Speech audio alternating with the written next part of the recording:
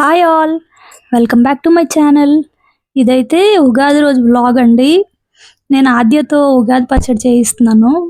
Every year ఎప్పుడు ఇలా చేయించలేదు, ఎందుకో ఈ ఇయర్ చేయిద్దాం అనిపించింది.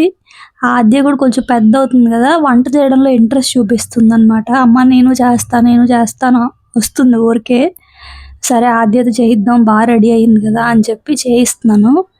చెప్పి ఇది ఎందుకు వేస్తున్నారు అది ఎందుకు వేస్తున్నారు అని చెప్తుంటే అవునా అవునా అని ఎగ్జైట్ అవుతుంది చెప్తుంటే. నాకు బాగా అనిపించింది. ఇలా పిల్లలకి అన్నీ చెప్పడం చాలా ఇంపార్టెంట్ కదా. మనకైతే చిన్నప్పుడు అందరూ కలిసి ఉండేవాళ్ళు కాబట్టి ఒక్కొక్కరు ఒక్కొక్కటి చెప్పేవాళ్ళు. ఇప్పుడు మనమే అన్నీ చెప్పాలి, ఎందుకంటే 24/7 వాళ్ళు మనల్ని చూసే పెరుగుతున్నారు కదండి. అన్నీ మనమే నేర్పించాలి. ప్రతిదీ మన సాంప్రదాయాలని కొంచెం నేర్పిస్తే కొంచెం బెస్ట్. నెక్స్ట్ జనరేషన్కి కొంచెం అన్నా తెలుస్తాయి అని నేను అనుకుంటాను. ఇదిగోండి మా ఆద్య ఉగాది పచ్చడి అయితే చేసేసింది. ఇలాగ మీరు శనగపప్పు వేస్తారా అండి? నెల్లూరు సైడ్ అయితే శనగపప్పు వేయరు, పచ్చిమిర్చి వేస్తారు. మా వారు అయితే పచ్చిమిర్చి కాదు మిరియాల పొడి వేయాలని చెప్పి ఈసారి మిరియాల పొడి ఇచ్చారు. ఇంకా అందుకని మిరియాల పొడి వేసాను కారంకి. ఆద్యకు బొట్టు పెడుతుంటే వెనకాలంతా ఉలికిపోయిందండి, అందుకే ఆ కలర్ అలా ఉంది. ఇలాగా ఉగాది పచ్చడి అయితే చేసేసాము. దేవుడికి నైవేద్యం పెట్టేశాను. పులిహోర, మామిడికాయ పులిహోర, పరమాన్నం చేసి ఉగాది పచ్చడి చేసి ఇలాగ నైవేద్యం పెట్టాను. అయిపోయిన తర్వాత మా ఆద్య మా ఇద్దరికి ఫోటో తీసింది, అందుకే ఇందులో యాడ్ చేశాను. ఈవినింగ్ అయితే ఇది ఈవినింగ్, ఇంకా మార్నింగ్ హడావిడి అయిపోయింది. బాగా లేట్ అయిపోయింది, 10:30 అయిపోయింది. అందుకే ఇంకా రెసిపీస్ ఏమీ తీయలేదు. ఈవినింగ్ మాత్రం టెంపుల్కి వెళ్తున్నాము. ఇంకప్పుడు కొంచెం బెల్లం ముక్క పెట్టి పూజ చేసేసి అమ్మవారికి పసుపు కుంకుమ ఇద్దామని అనుకున్నాము. 10:30 అయిపోయిందని మార్నింగ్ వెళ్ళలేదన్నమాట. ఇంక ఈవినింగ్ అమ్మవారికి చీర, జాకెట్, పసుపు కుంకుమ అన్నీ ఇస్తున్నాను అనమాట. అంటే పక్కనే ఉంటారు, మాకు చాలా దగ్గర అమ్మవారి గుడి. ఇంక గ్రామ దేవతలాగా ఫీల్ అవుతాను నేను మా ఇంటి పక్కనే ఉంటే. ఇంకా అలా అలవాటు గదికి పసుపు కుంకుమ ఇవ్వడం అమ్మవారికి. ఇంకా అలా ఇచ్చాను. పసుపు కుంకుమ ఇచ్చేసిన తర్వాత మా వారేమో ఒక శివుడు టెంపుల్ ఉంది అక్కడికి తీసుకెళ్తాను అని అన్నారు. ఇంకా అందుకని ఆ చీరతో కొంచెం దూరం కదా వెళ్ళడం కష్టం అని చెప్పి మళ్ళీ డ్రెస్ చేంజ్ చేసుకొని మళ్ళీ వేరే టెంపుల్కి అయితే వెళ్ళాము. ఇది శివుడు టెంపుల్ అండి, చాలా పెద్దది, బాగుంది టెంపుల్. మా ఆద్య చూడండి ఎలా మాట్లాడుతుందో. ఎక్కడికి వచ్చావు ఇప్పుడు? టెంపుల్లో ఫ్రెండ్స్ ఎందుకుంటారు? ఎక్కడుంటారు ఫ్రెండ్స్?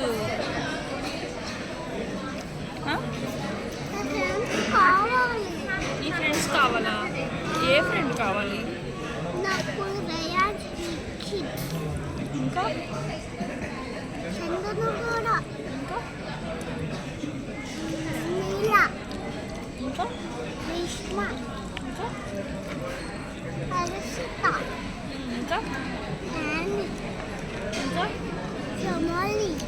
అబ్బో ఇంకా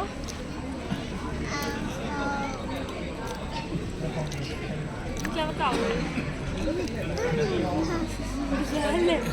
తిను గమ్ముగా. నీ ప్రసాదం బాగుందా? ఏం తింటున్నావు నువ్వు? ప్రసాదం. స్వీట్ తింటున్నావా, హాట్ తింటున్నావా? స్వీట్ తింటున్నావు కదే, ఏం తింటున్నావు? స్వీట్ తింటున్నావు. స్వీట్ కారం ఎందుకు ఉంటుంది?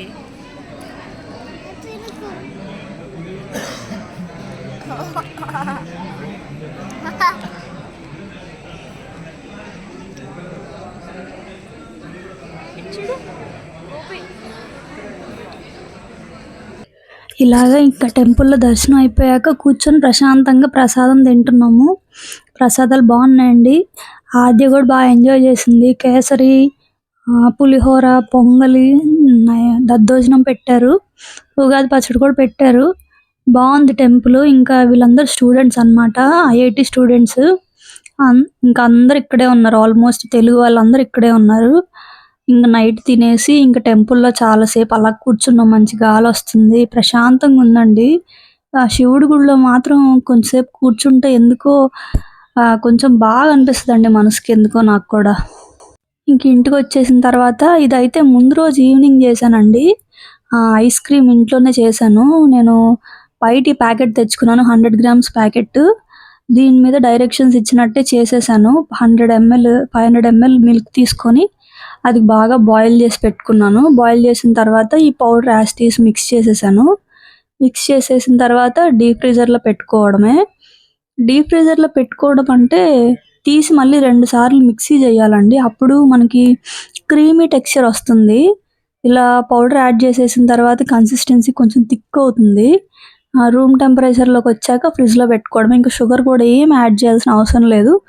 500 ఎంఎల్ మిల్క్ తీసుకొని బాగా ఫుల్ ఫ్యాట్ మిల్క్ తీసుకొని బాయిల్ చేసేసి ఈ పౌడర్ యాస్ టీజ్ మిక్స్ చేసేసి రూమ్ టెంపరేచర్‌లోకి వచ్చాక ఫ్రిడ్జ్‌లో పెట్టేసుకోవడమే. చూసారా కన్సిస్టెన్సీ ఇలాగ వచ్చాక పక్కన పెట్టేసుకొని రూమ్ టెంపరేచర్‌లోకి రావాలి. ఇంక ఫ్రిడ్జ్‌లో పెట్టేసుకొని ఒక 4, 5 అవర్స్ తర్వాత బాగా గడ్డగట్టేసిన తర్వాత మళ్ళీ ఒకసారి మిక్సీ చేసుకొని మళ్ళీ ఫ్రీజర్‌లో పెట్టేసుకోవాలి. ఇంక మనకి ఎప్పుడు కావాలంటే అప్పుడు ఇంకా ఐస్ క్రీమ్ అయితే రెడీ అండి.